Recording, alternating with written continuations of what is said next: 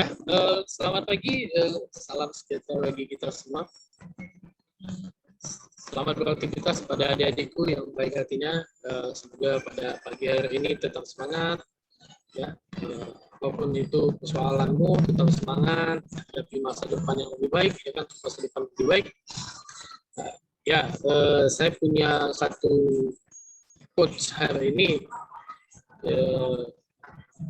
Agar kita semua menjadi lebih baik, yang pertama itu adalah hari ini harus lebih baik dari hari kemarin.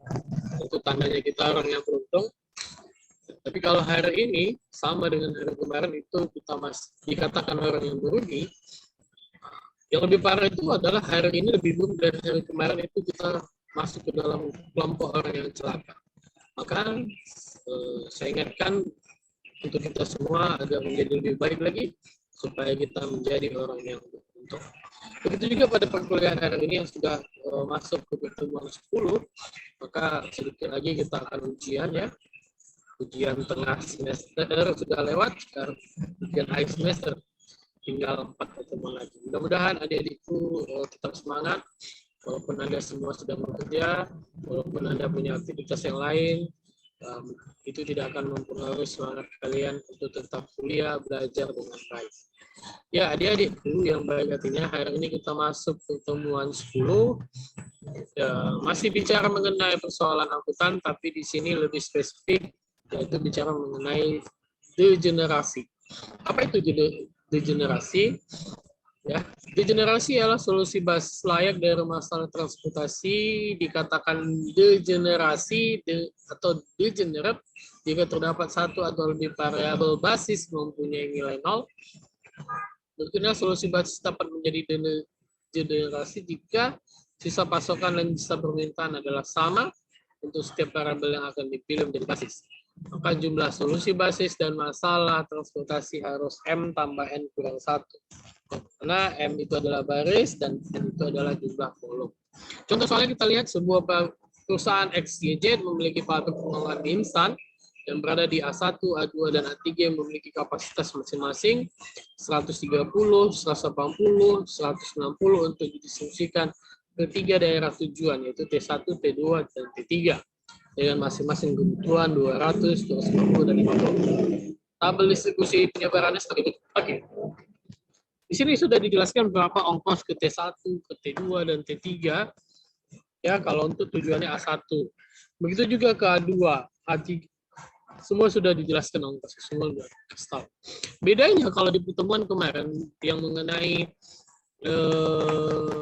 ini ya, pojok barat laut itu beda. Bedanya adalah kita disuruh memilih mencari ongkos terkecil, ya kan?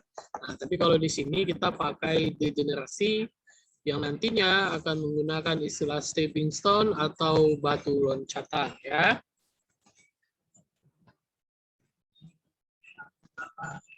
Oke. Istilahnya batu loncatan.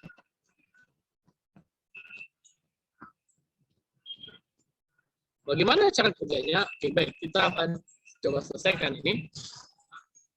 Karena di sini ada persediaannya 130, permintaannya 200, maka harus kita penuhilah ini ya. Di sini 130, kurangnya 70, kita ambil dari A2, maka harus terpenuhi permintaan 200. Begitunya di permintaan atau di T2 itu ada 250, kita ambil dari A2 110, dan sisanya kita ambil dari A3 40, yang totalnya semua adalah 250, dan sisanya di sini adalah 50. Oke. Selesai persoalannya di sini kalau itu pakai metode pojok barat laut. Tapi kita pakai degenerasi. Jadi degenerasi itu harus memperhatikan baris dan kolomnya. Oke, jadi contohnya seperti ini. Kalau kita ambillah kolom yang dari mulai sel 21 ya kan, 21 ini kita hubungkan, oke,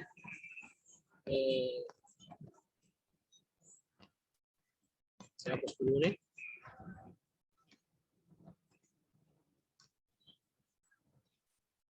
Ya, 21 mau dihapus dia bandel. Oke, baru dihubungkan lagi kemari, ya kan? Oke. Sampai nanti kembali ke titik awal.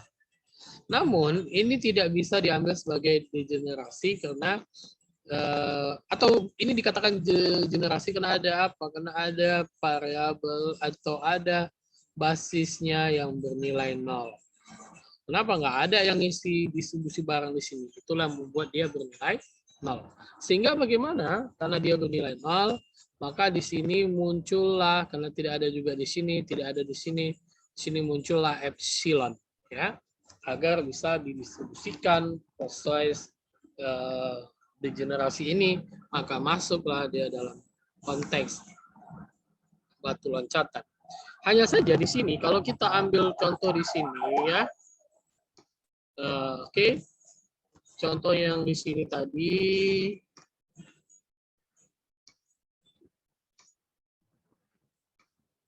ongkosnya, ya, ongkos yang dikeluarkan perusahaan itu ongkos, ya, sama dengan 150 tambah 190 dikurang 110 tambah 50.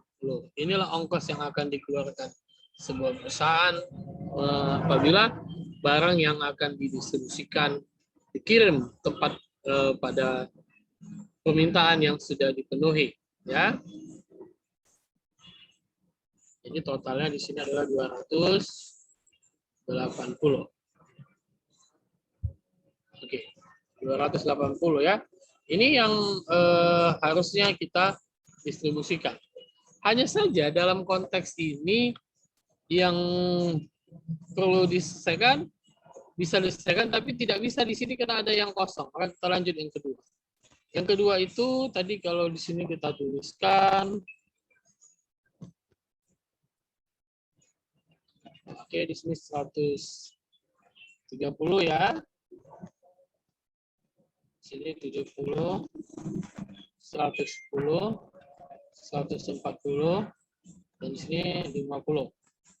Nah, ini tidak ada di sini, tidak ada epsilon ya. Oke, maka dari sini kita ambil baris, kita tambahkan lagi ya, kita tambahkan karena di sini isi epsilon, maka kita tambahkan. Jadi tambahnya saya ganti garisnya supaya enak dilihat. Jadi kalau kita mulai dari sini, ya, maka masuk kemari lagi, dan kembali ke awal, ya. Berarti coba kita mau hitung dulu ongkosnya. Kita hitung ongkosnya. Ongkos yang akan kita hitung itu yaitu adalah 150 tambah 190 dikurang 120 tambah 50, ya kan? Nah. Oke, 12 lanjut ke sini 120 yang dikurangi 50. Oke.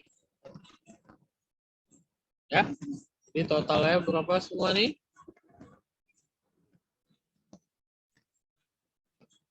Kurang 120 tambah 50, jadi 270 ya. Oke, 270. Baik, kita lanjut yang ketiga. Ya. Di sini tetap berapa nih? Di sini 130, 70, 110, 140, 50, epsilon. Oke. Nah, sekarang kita sudah masuk, kita ambil semuanya. Ya, kita ambil semua kolomnya. Jadi itu dimulai dari sini. Garisnya.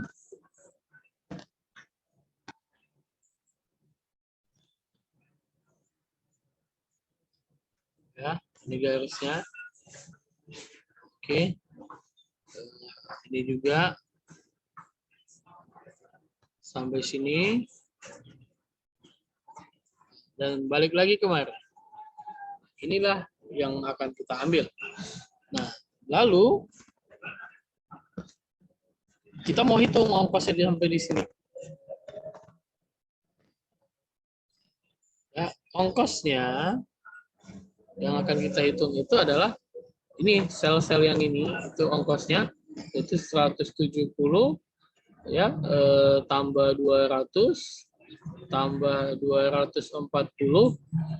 Tapi di sini dikurang. Kenapa? Di sini epsilon yang tadinya tidak ada nilai atau tidak ada distribusi barang pada tujuan T2 dan T3 ini. Berarti tetap di sini adalah pengurangannya 120. Oke. Lanjut dia ke sini 50 tambah 50. Oke. Kita hitung 10 tambah 200 kurang 120 tambah 50. Jadi ongkos yang akan digunakannya adalah 540. Baik, yang terakhir. Ya, dan terakhir akan kita iniin.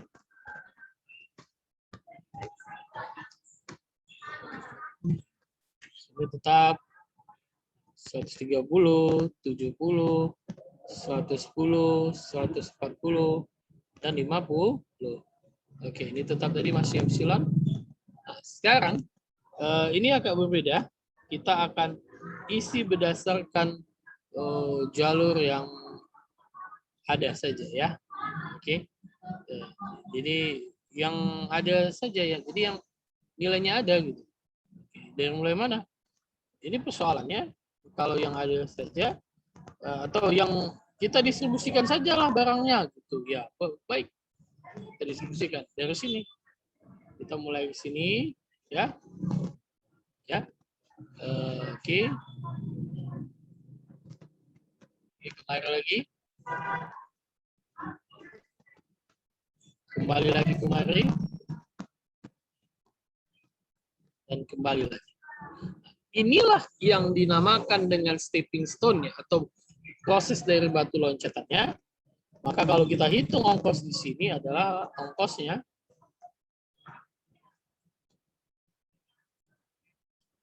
berapa ongkosnya? Ya 200. Oke, tambah 240. Oke. Dikurang 120 tambah 130 tambah ini bukan 130 tambah 50 ya. 50 tambah 150 tambah 190. Ini ongkosnya. Jadi totalnya semua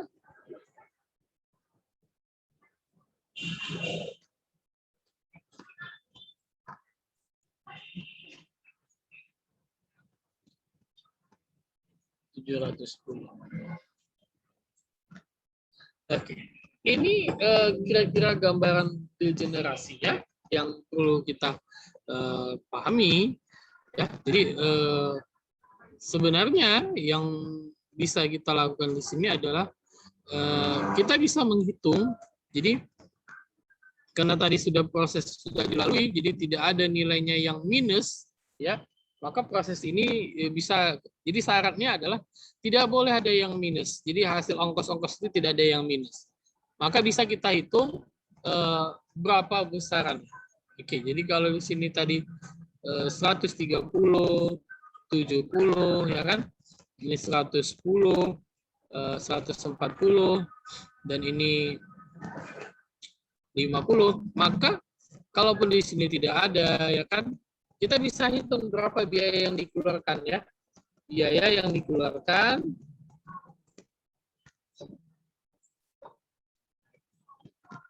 adalah yang pertama 130 distribusi barang dikali 50 tambah 70 kali 150 tambah 110 kali 190 tambah 140 kali 200 tambah 50 kali 240. Kenapa? Karena dia unitnya yang akan dihitung. Berapa unit dikali dengan ongkos? Ini 6.500 tambah 10.500 tambah 300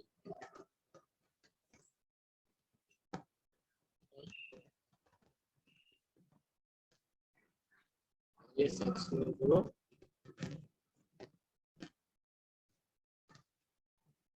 tambah 40 kali 200